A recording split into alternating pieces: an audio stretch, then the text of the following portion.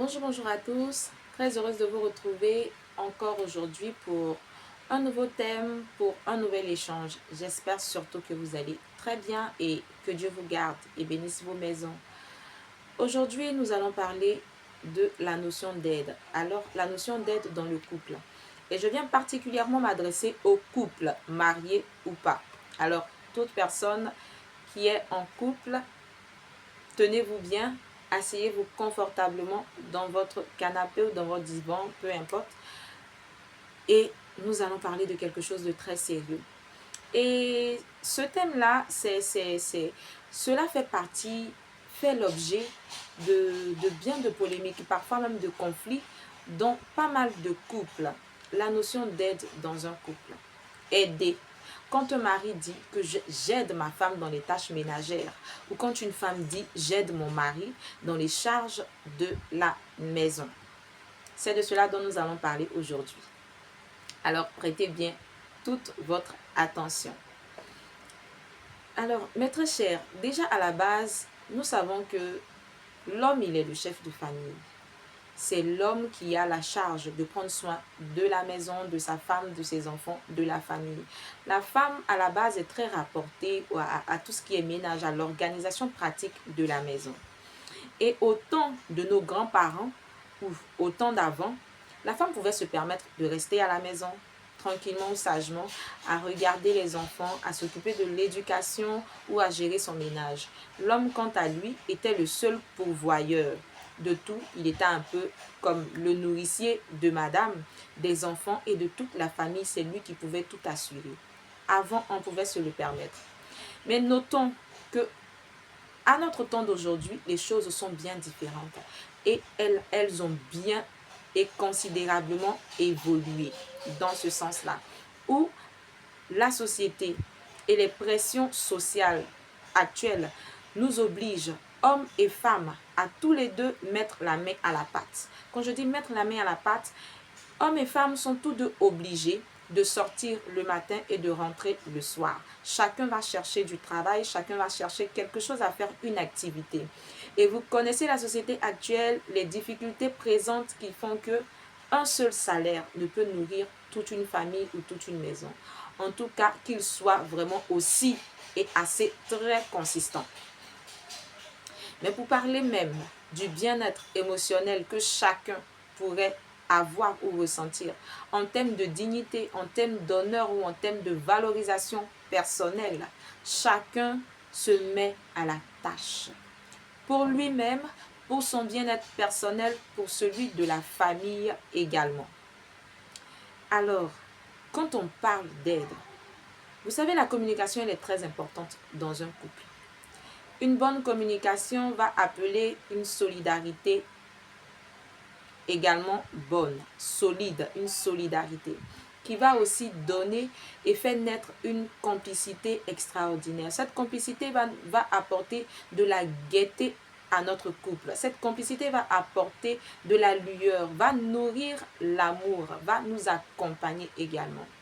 Mais pour entrer dans ce cadre et dans ce schéma de communication et de complicité ou de solidarité, il est bon que hommes et femmes puissent s'asseoir sur les différents défis auxquels ils font face en tant que couple ou en tant que mariés, sur la question non seulement des finances et sur la question du ménage. Il s'agit de quoi exactement? Nous allons dire aujourd'hui que c'est à la femme de gérer les enfants, l'éducation des enfants, la maison, le ménage, la cuisine et tout. Parfois, j'entends des hommes dire tout ce qui est de la cuisine se rapporte à la femme. La cuisine, c'est pour la femme. Pas question que moi, homme, je m'implique au ménage et à la cuisine. Des femmes également qui peuvent le dire que tout ce qui est de moi ou peut être de la maison, tout se rapporte à l'homme. Mais dites-moi, déjà quand vous êtes mariés, vous êtes deux dans la maison. Je prends le cas où vous n'avez pas encore d'enfant. Vous êtes deux dans la maison, Vous avez votre maison, vous payez votre loyer, vous avez les factures, vous avez tout ce qu'il y a comme équipement, comme aménagement et tout dans la maison comme ustensiles. Vous avez vos assiettes, les casseroles, vous avez le frayon, le réfrigérateur, le gaz et tout. Vous êtes dans la maison. Vous payez le loyer, il y a la facture d'électricité, il y a la facture d'eau, il y a l'argent pour la nourriture, on va dire la ration, la popote du mois. Il y a également les imprévus ou tout ce qui peut être besoin pour la maison que vous avez comme charge. Peut-être le transport, vos déplacements, en tout cas tout ce que vous avez comme besoin. Et est-il méchant ou est-il malsain pour un homme qui vit et qui dit qu'il est dans sa maison, de passer la serpillière dans sa maison? Ou est-il malsain pour une femme qui utilise également l'eau ou l'électricité dans sa maison, de régler la facture d'électricité ou la facture d'eau quand elle le peut? Je vous pose la question. J'aimerais en tout cas très bien et surtout avoir vos réponses en commentaire pour ceux qui le veulent bien sûr ou pour ceux qui veulent interagir également sur ce thème ou sur cette vidéo. Je serai ravie de vous lire et également de répondre à tout ce qui pourrait être préoccupation. Donc, je poursuis sur ce point.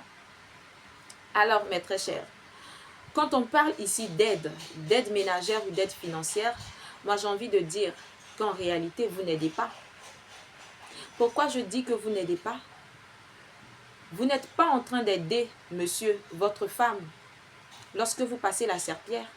Parce que vous êtes chez vous et vous pouvez vous taper la poitrine pour dire que j'ai un chez moi. Alors, si vous n'avez pas de domestique ou vous n'avez pas de personnel ménager pour le faire, vous êtes avec votre femme à la maison, le fait de passer la serpillière, vous n'êtes pas en train d'aider votre femme. C'est votre maison, c'est votre ménage. Alors, il est d'autant plus que normal que vous puissiez l'entretenir et participer à sa propreté et à son hygiène. Madame également, quand vous réglez une facture d'eau ou que vous réglez même une facture d'électricité, est-ce que vous êtes en train de faire tellement de bien à votre mari? Non, vous n'êtes pas en train de l'aider. Parce que vous utilisez la lumière. Vous dormez parfois même dans la climatisation. Est-ce qu'en réalité, vous êtes en train de lui donner un coup de main ou de l'aider? Moi, je dirais que non. Parce que vous êtes chez vous. La lumière, c'est pour vous. L'électricité, c'est pour vous. Vous êtes tous deux à profiter et à en bénéficier. Donc, en réalité, ces fêtes-là, ce ne sont pas une aide que vous êtes en train de donner ou d'offrir à votre partenaire. Vous faites uniquement que ce qui est normal. Écoutez très bien. Alors, écoutez et entendez bien surtout ces propos avec vraiment une hauteur d'intelligence. Je le dis, excusez-moi. Pourquoi? Parce que ce que je dis n'élimine pas la place de l'homme, n'élimine pas les rôles en tant qu'homme et femme, qui dit que c'est l'homme qui est le chef et que c'est à lui de prendre soin de sa femme, de sa maison, de sa famille. Et que c'est la femme qui est l'aide. Non. Je dis que de temps en temps, le fait de participer aux charges, aux tâches ménagères ou aux charges financières dans la maison, cela ne veut pas dire que vous êtes en train de faire tellement quelque chose de trop extraordinaire ou que vous êtes en train d'aider votre partenaire. Vous faites quelque chose de normal. Vous êtes en couple et quand vous vous mariez, vous vous dites quoi? Pour le meilleur et pour le pire, nous allons sur des liens de solidarité, d'entraide, d'union, d'unité. Ben, l'union vous dit quoi? Vous faites les choses ensemble. Chacun, c'est vrai, on va repartir les tâches. On va faire les choses, mais dans les tâches qui sont reparties, rien ne vous empêche de vous entraider dans ces tâches ou de vous accompagner ou de vous soutenir dans ces tâches. Vous savez, la femme à la base n'a pas besoin d'aide. C'est l'homme qui a besoin d'aide. C'est pour cela que Dieu lui a envoyé cette aide qui est sa femme. La femme a besoin d'accompagnement, elle a besoin de soutien. Alors vous allez voir votre femme en train de se plaindre ou de murmurer dans la cuisine. Ce n'est pas forcément dire que vous ne venez pas faire la cuisine avec vous parce que, ou bien que ce n'est pas, on dira que ce n'est pas de votre rôle, non. Dans le simple fait de vous tenir là à ses côtés pendant qu'elle fait la cuisine, c'est un accompagnement que vous lui donnez. Vous savez, cet accompagnement-là laisse entendre tout ce qui est soutien moral, émotionnel, tout ce qui est décharge émotionnelle. Un homme qui entretient les émotions de sa femme ou qui la soutient moralement, émotionnellement. C'est avant tout de cet accompagnement que la femme a besoin pour se sentir en sécurité. Un homme qui peut lui donner un coup de main, ne serait-ce que lorsqu'elle est en train de faire la vaisselle. quand elle lave les assiettes, vous pouvez rincer. Ça n'a rien de méchant. Monsieur également, c'est pareil pour madame. Le monsieur qui subvient à toutes les charges, il assure et il assume toutes les charges financières, toutes les charges de la maison. Mais attendez, de temps en temps, quand vous le sentez submergé, quand vous le sentez épuisé ou un peu trop chargé par tout ce à quoi il fait face, le fait de le décharger un peu en contribuant, vous ne faites rien de mauvais. Vous aidez également ce monsieur. C'est l'aide également que vous êtes dans sa vie. L'aide que vous êtes, c'est le décharger. Mais le décharger, ce n'est pas qu'émotionnellement. Le décharger, ce n'est pas que dans les idées. Le décharger, ce n'est pas que spirituellement. Le décharger, ce n'est pas que physiquement ou sexuellement au lit. Le décharger, c'est aussi financièrement. C'est aussi contribuer. C'est aussi montrer à cet homme-là que vous êtes avec lui et que vous l'accompagnez. Alors, la notion d'aide, en fait, que l'on décrit dans le foyer ou quand on parle, j'aide ma femme ou j'aide mon mari, comment est-ce que nous le comprenons ou bien comment est-ce que cela est orienté? Alors, monsieur, lorsque vous êtes, si vous donnez, le fait de donner le bain à votre enfant, est-ce que vous êtes en train d'aider votre femme? Dites-moi réellement, en toute honnêteté et franchise. Est-ce que le fait de donner le bain à votre propre enfant, est-ce que vous êtes en train de donner un coup de main ou aider votre femme? Ben non, vous ne l'aidez pas. Vous avez dit, votre enfant, je suis en train de donner le bain à mon fils ou à ma fille. C'est pour vous? Quoi de plus normal? Madame également, le fait aujourd'hui de payer la facture d'électricité. Vous chargez votre téléphone, n'est-ce pas? Je pense que c'est suffisant. Vous utilisez la lumière, vous dormez sous un ventilateur ou bien plus même, vous dormez avec le climatiseur. Donc quoi de plus normal? Que faites-vous d'extraordinaire en réalité, messieurs et dames, quand vous parlez d'aide? Alors, la notion d'aide devrait être orientée, moi je pourrais dire ailleurs. On va dire moralement, émotionnellement, professionnellement, psychologiquement, spirituellement, oui, physiquement, mais le côté physique, il rentre également dans ce fait-là. Aussi le côté financier. S'il vous plaît, mettez un peu à jour votre système. Faites des mises à jour et des revalorisations de vos pensées et de votre système de pensée. Quant à votre vie de couple, quant à votre mariage, cela est très important. Asseyez-vous, peu importe votre système de base ou votre système de fonctionnement en tant que couple, que ce soit 50-50, 100 pour l'un ou 0 pour l'autre, ou 30-70, 80, 20, 40-60, peu importe. Tout part de la communication et tout part de comment est-ce que vous entendez les choses, de votre perception des choses. Y a-t-il du mal à ne serait-ce que donner un coup de main? Et je dis un coup de main parce que pour moi, ce n'est pas une aide. Pour moi, c'est quelque chose de normal. Alors pour vous, si cela semble être vraiment dans le plus profond thème du sens et du mot aider, alors s'il vous plaît, rien ne vous empêche de donner un coup de main à votre partenaire, qu'il soit financier, qu'il soit ménager. Rien ne vous empêche. S'il vous plaît, n'allons pas sur la notion de nos parents d'avant, de nos grands-parents. Parce que dites-moi, qui a dit qu'avant, les hommes ou les pépés n'aidaient pas les mamies? Pas du tout. Ils apportaient leur coup de main. Avant, nos parents ne venaient pas mettre tout sur la place publique. Ils ne dévoilaient pas tout. Ces sujets, ils étaient pratiquement tabous. Mais qui a dit qu'ils n'aidaient pas? Qui a dit qu'ils ne participaient pas aux tâches ménagères? Qui a dit que le papy d'avant n'a jamais pu faire la vaisselle pendant que la mamie était assise ou était dans la maison? Qui a dit également que la mamie d'avant ne pouvait pas faire du tricotage pour gagner ne serait-ce qu'un billet pour soutenir son papy dans certaines charges dans la maison? Revalorisons-nous. Parce que vous savez, ce sont des choses que je dis parfois que vous utilisez comme argument d'infidélité. Ce que j'appelle argument d'infidélité, c'est quoi? Je vous explique. L'argument d'infidélité, c'est vous laissez votre femme tout faire dans la maison. Elle sort matin, elle part au travail comme vous d'ailleurs. Elle rentre tard le soir. Quand elle rentre, vous êtes assis à vous reposer. Vous êtes deux dans la maison, vous ne faites rien. Vous êtes assis, vous regardez la télévision. Elle revient pour le ménage le soir. Elle revient pour la vaisselle. Parfois même, elle va faire la lessive la nuit. Elle va faire la cuisine. Quand elle finit, toute épuisée, elle va rentrer, elle va se coucher. Vous trouvez parfois déjà au lit ou vous allez encore lui demander les services du lit la nuit. Et si cette dernière, elle vous dit qu'elle est fatiguée une fois, deux fois, la troisième fois, vous irez vous trouver une autre qui est plus fraîche, qui a moins de fatigue qu'elle dehors. Soit disant que celle qui est à la maison ne vous satisfait pas assez ou qu'elle ne suffit pas ou qu'elle ne peut pas assouvir vos désirs ou vos besoins sexuels.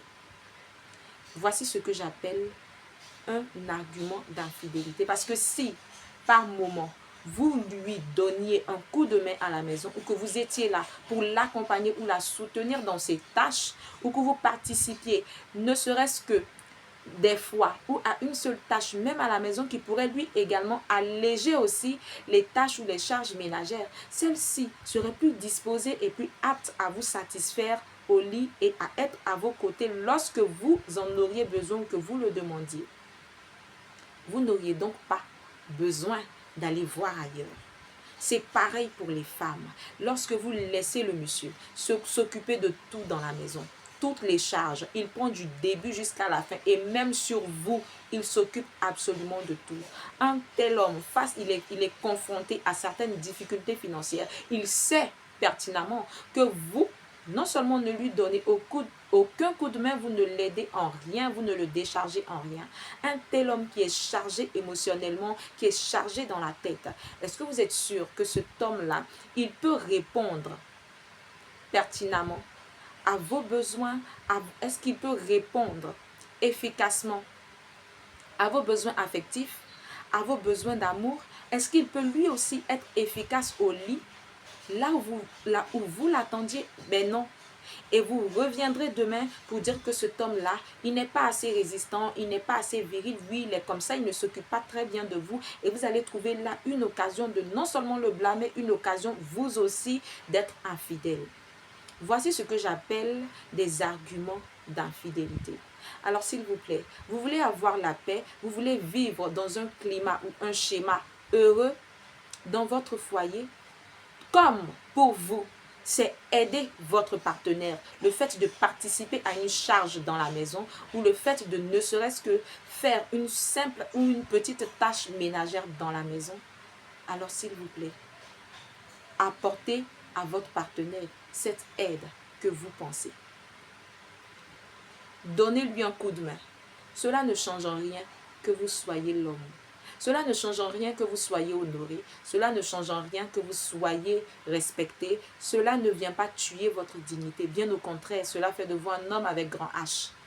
Cela ne change en rien non plus que vous soyez une esclave ou que vous soyez, je ne sais pas, la femme trop soumise qui est là, qui peut tout faire ou qui est là à tout bon, à tout répondre pour son mari. Non, cela fait plutôt de vous une femme avec grand F. Alors, s'il vous plaît, on a beau parler du manque d'éducation, on a beau parler du mauvais caractère ou du mauvais comportement des femmes dans les maisons ou dans leur foyer, mais dites-moi, un homme animé d'une mauvaise foi, un homme de mauvaise foi, un homme méchant ou un homme mal éduqué qui fait subir de grosses pressions à sa femme, celle-ci est-elle responsable de tout ce qui va se passer? Est-ce qu'elle est responsable du manque de communication? Est-ce qu'elle est responsable de cet homme-là, de tout ce qu'il lui fait subir? Et est-ce qu'un homme est aussi responsable du manque de sagesse ou d'intelligence de sa femme? Ben non. Donc s'il vous plaît, mettons nous à jour et mettons les choses là où elles doivent être. Quand vous pensez que c'est une aide que vous offrez, alors il y va de soi que vous puissiez apporter votre aide. Parce que quand vous vous êtes engagé, c'est un engagement qui donne de la solidarité, du respect mutuel. La communication, la complicité, elle se fait dans toutes choses, dans toutes les tâches, dans toutes les charges de la maison. La solidarité, elle est à tous les plans et à tous les niveaux dans votre maison. Vous pouvez faire un effort. Si vous ne l'avez jamais fait, apprenez. Vous allez voir que cela va commencer à changer les caractères de votre ménage. Cela va commencer à changer les couleurs dans votre maison. Vous qui n'avez jamais donné un coup de main à votre femme, apprenez à le faire parce que parfois, l'insatisfaction de celles-ci sont plutôt orientées vers cela, vers le fait que vous ne leur donnez jamais, ne serait-ce qu'un seul coup de main. Il est parfois difficile même pour des hommes de ne serait-ce que chauffer la sauce ou chauffer le riz en attendant que madame vienne. Ils en sont incapables parce que pour eux, l'homme, il est assis et il doit être servi. Mettez votre système à jour. Il est difficile pour des femmes de ne serait-ce que faire quelque chose, participer, changer la bouteille de gaz, la remplacer, la charger. Non, parce que pour elle, la femme, on doit l'entretenir. Elle doit être nourrie. Comme je le dis encore, mettez-vous à jour. Voici ce dont je voulais vous parler aujourd'hui et j'espère vraiment que cela fera preuve de bonnes réflexions pour vous, chez vous, dans votre maison et dans votre couple. Et surtout, pour tous ceux qui veulent bien répondre, qui ont des questions ou qui ne savent pas vraiment s'y prendre. Je suis coach Rebecca Conan pour vous aider, pour vous accompagner à vivre au meilleur de votre vie de couple et de votre mariage. N'hésitez surtout pas, vous avez un commentaire, vous avez une question, une suggestion ou une préoccupation, vous pouvez les mettre en commentaire. Je serai très ravie de vous répondre et de vous apporter les solutions qu'il faut, de vous accompagner également afin de vous permettre de connaître une certaine tranquillité et une certaine paix dans votre vie de couple et dans votre mariage. Sur ce, je vous souhaite très bien de choses, une très bonne semaine et également que Dieu vous bénisse. N'oubliez pas, cette vidéo vous a fait du bien. Partagez, likez, abonnez-vous et on se dit à très bientôt pour un autre sujet encore plus intéressant.